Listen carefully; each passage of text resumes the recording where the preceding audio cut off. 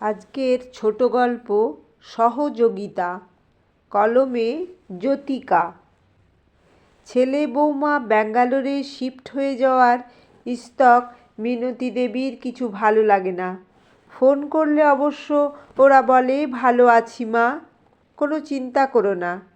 তবু মায়ের মন তো।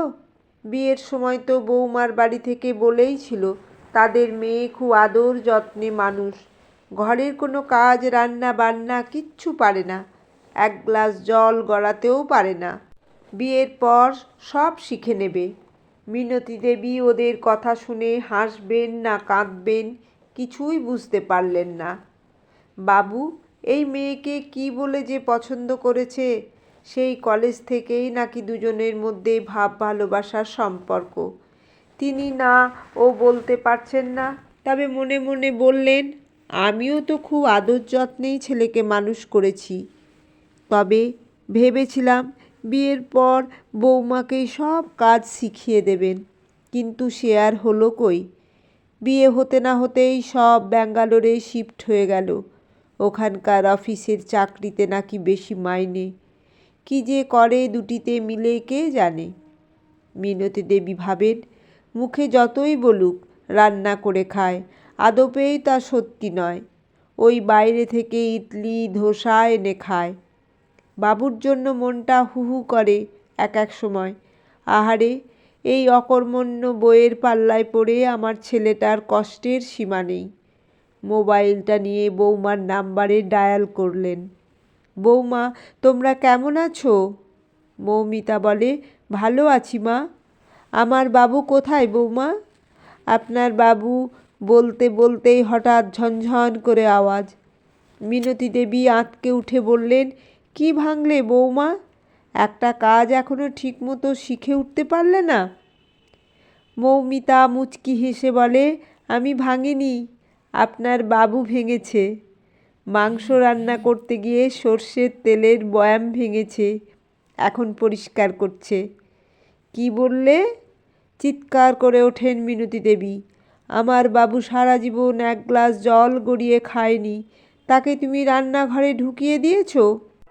বাবুর বাবা, বাবুর বাবা, তাড়াতাড়ি আমার ব্যাঙ্গালোরে টিকিট কাটো, আমি এক্ষুনি বাবুর কাছে যাব।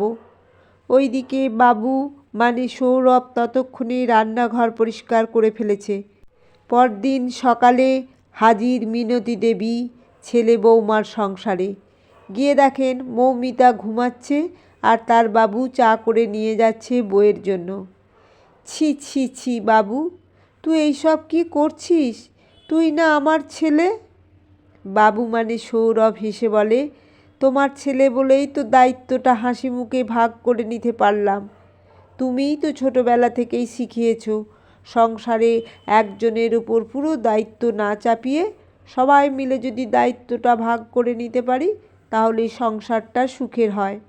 মৌমিতার নাইট ডিউটি চলছে, রাত জাগছে, এখন এসে ঘুমাচ্ছে। তাই চা জল খাবারটা আমি করছি, আরও ঘুম থেকে উঠে দুপুর আর রাতে রান্নাটা করে রাখবে। আর আমার খাওয়া তো দুপুরে অফিস ক্যান্টিনে।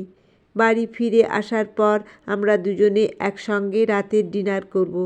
তারপর আমি বাসন মেজে গুছিয়ে রাখব, কাপড় কাচার থাকলে মেশিনে কেচে নেব, আর মৌমিতা অফিস চলে যাবে।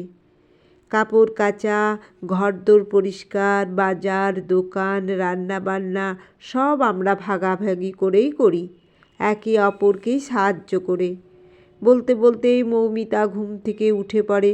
শাশুড়ি মাকে দেখে অবাক, তাড়াতাড়ি উঠে শাশুড়িমার জন্য সব কিছু ব্যবস্থা করে দেয়। ঘর দোর ঘুরে দেখেন মিনতি দেবী, সব কিছু পরিপাটি সুন্দর গুছানো। দুটো বাচ্চা ছেলে মেয়ে বাড়ি থেকে বহু দূরে নিজেদের ছোট্ট সংসার বেশ গুছিয়ে নিয়েছে। হাসি মুখে ভাগাভাগি করে কাজ করছে। ওরা কত অ্যাডভান্স, কত বুঝদার। অথচ তার সময় না শাশুড়ি, না ননদরা, না বাবুর বাবা কেউ এতটুকু সাহায্য করতে এগিয়ে আসেনি। শাশুড়ি মা তো হুকুম দিয়েই খালাস। ননদদের খালি বায়না, এটা বানিয়ে দাও বৌদি, ওটা বানিয়ে দাও, কিন্তু কোনো সাহায্য করতো না। আর তখন বাড়িতে সারা বছর আত্মীয় স্বজনের ভিড় লেগেই থাকতো। সমস্ত রান্না বান্না বাজার দোকান সব একা হাতেই সামলেছেন তিনি। আর বাবুর বাবা তো তখনও কুটোটি নেড়ে দেখেনি, এখনও তাই। বাথরুম থেকে বেরিয়ে ভিজে টাওয়াল সোফার উপর তখনও রাখত, এখনও রাখে। জুতোগুলো আগোছালো, নিজের জামা কাপড়টা পর্যন্ত এখনও আয়রন করে না, সবই মিনতি দেবী করেন। তার উপর তখন আবার বাবুর সব কাজ করা, বাবুকে স্কুলের জন্য রেডি করানো, তার টিফিন করে দেওয়া, তাকে স্কুলে থেকে আনা, টিউশনে নিয়ে যাওয়া, সবই একা হাতেই করেছেন। বাবু বড় হয়ে চাকরি পাবার পরও তার সমস্ত খুঁটিনাটির খেয়াল রেখেছেন মিনতি দেবী। শাশুড়ি মা যতদিন ছিলেন আত্মীয় স্বজন একটু বেশি আসতো, এখন আর অত আসে না।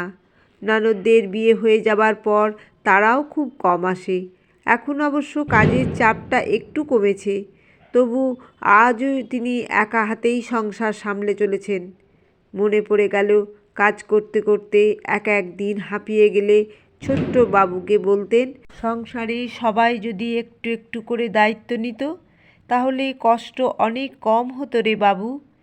ছেলে যে সেটা মনে রেখেছে শুনে নিজের অজান্তেই মিনতি দেবীর চোখের কোণা দুটোও চিকচিক করে উঠল। বৌমা আর ছেলে দুজনেরই দুজনকে পারস্পরিক সহযোগিতা দেখে ওদের কাছে টেনে নিয়ে বললেন, এইভাবেই সারা জীবন পরস্পর পরস্পরকে সহযোগিতা করবে। তবে আমি যে কদিন এখানে আছি তোমাদের কাউকে কিছু করতে হবে না, আমি সব করে নেব। এক পাশ থেকে বৌমা, অন্য পাশ থেকে বাবু ঝাঁপিয়ে পড়ে বলে, মা বলো, আমরা সবাই মিলেমিশে করে নেব।